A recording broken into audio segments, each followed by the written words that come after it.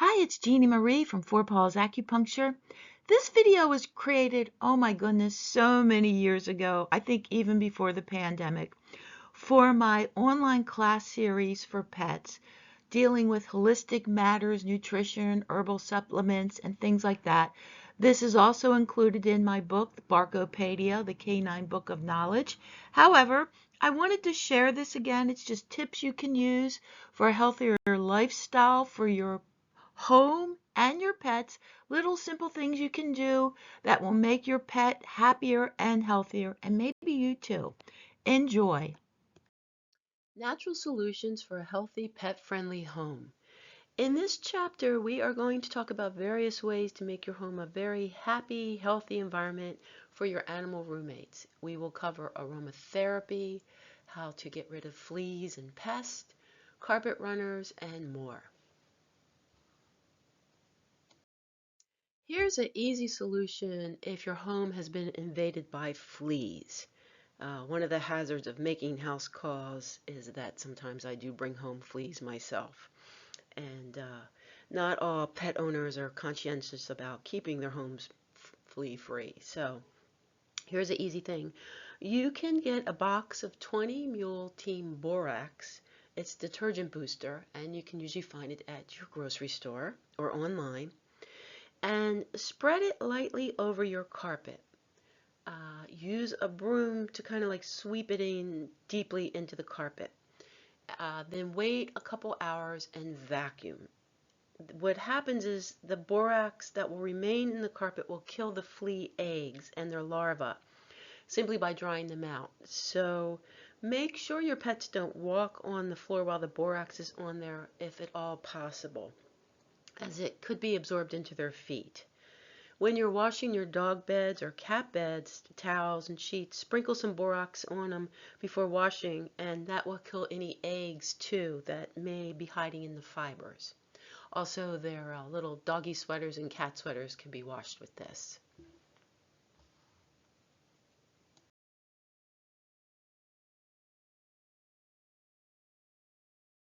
We're going to talk a little bit about aromatherapy for getting rid of pests. Not pets, pests. So, as you know, ticks carry Lyme disease as well as yellow spotted fever disease and some other nasty diseases. Many of these are very dangerous to dogs, people, cats, and pretty much anything living. Fleas are annoying to both humans and dogs and also can cause some sort of diseases. Many of my patients will ask me for recommendations for natural pest repellents for their dogs in their home. There are a few essential oils that can help combat like ticks and fleas. However, there's no guarantee that any aromatherapy mixtures will completely protect you or your dog. Always err on the side of caution when you bring your dog into an area that's known to have ticks. Use whatever products, natural or otherwise, that are needed to protect you and your pet.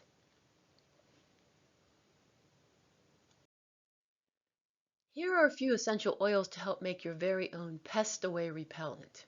Now, please note that certain aromatherapy oils are toxic for cats.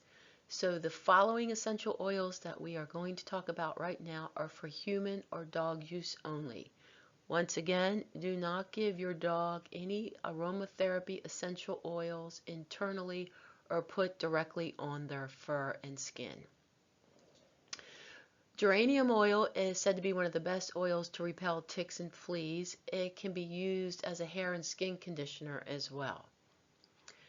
Lavender oil is soothing, calming, and repels most bugs, ticks, and even scorpions. Lemongrass repels ticks, fleas, and mosquitoes. And sage and thyme are used with other oils to repel ticks.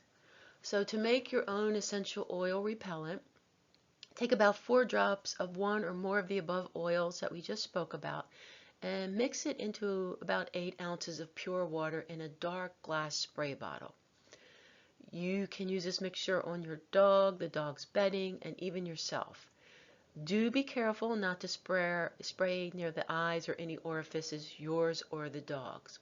You could also put these essential oils in a diffuser and have it going in your home or your patio or outside area that there are fleas, ticks, and mosquitoes.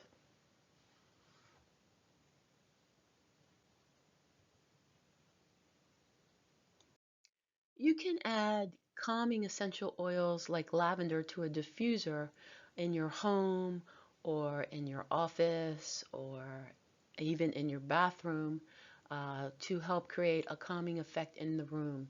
We also use lavender and tea tree oil combined in a diffuser as we have many animals in this house, and sometimes it just smells like stinky dog and cat when you walk in. So the combination of the lavender, which is very calming, and then the tea tree oil, which is very antiseptic smelling and a very clean smell, helps get rid of that stinky dog smell. Carpets and runners. All right, bear with me. This is one of my biggest pet peeves. So many times when I go make house calls and treat dogs who are unable to get up or stand on bare floors, it's because there's no rug under them to add traction. Hip and leg problems, old age make bare floors so difficult for a dog. And unfortunately, there are some dog owners who are just not happy about having some unsightly rugs in their designer rooms, even if it'll make a difference for their dog's life. I once treated an AKC blue ribbon famous sheepdog whose owner was this very wealthy, eccentric woman who pretty much the home looked like it came out of Home and Garden. It was all antiques and hardwood floors, and it was very gorgeous. However, the poor dog was old, and she could not get up. She just could not get up on the bare wood floors. And so the woman had me come over for some acupuncture sessions for her dog, and she felt that the acupuncture would instantly heal the dog.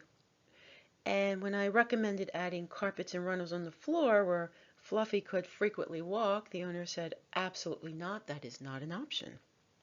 So a few more visits to the home, and of course the dog was not getting any better, and the dog was not able to get up, and the woman would not follow any of my other suggestions as well as diet and supplements and things like that. And she claimed that acupuncture was not helping her dog. And then once again, I asked her to put carpets and runners down for the dog, and that was shot down. Eventually, I had to call the vet that referred me to her, and the vet tried to tell the woman to put carpets down for the dog, and of course, she said no. Um, Long story short, I never went back to treat dear Fluffy, and she probably did not recover, but she does live in a beautiful home. So do add carpets and runners on wood floors and stairs, especially for those dogs who are having trouble getting up and down the stairs. It makes them nervous to walk on slippery floors. And you can buy nice looking carpets and runners for your stairs.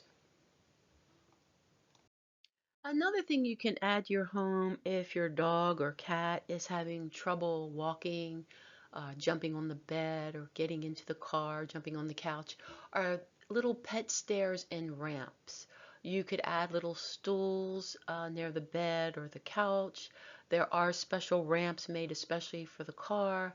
And we used a few of these. We had a 19-year-old cat who was having trouble jumping on the bed, so she had her own little set of stairs, and then we had a little stool near the couch so she could like jump from the stool to the couch.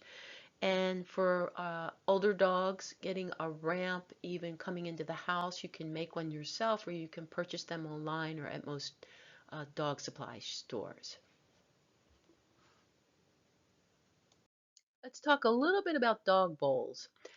If you have a dog, especially a big dog, that has to bend over, or a dog that is suffering from any kind of neurological disease or arthritic pain in the neck and spine, it's good to have a dog bowl that's elevated off the floor.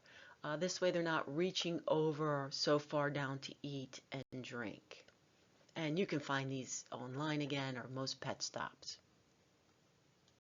I recommend using either a ceramic or a stainless steel or a Pyrex bowl for food and water for your pets. Plastic bowls can breed germs and mold and gunk, and they can also retain the smell of cleaning products. You want to make sure your bowls are always filled with fresh water, filtered water, and you want to change that water daily and wash that bowl at least every other day. And having a few of them around so that you could put one in the dishwasher while you're using the other one is a great idea.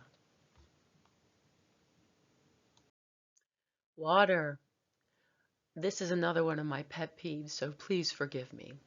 Research has shown that drugs and chemicals, chlorine, fluoride, metals, lead, etc., are in our tap water. So, personally, I feel that nobody should be drinking tap water.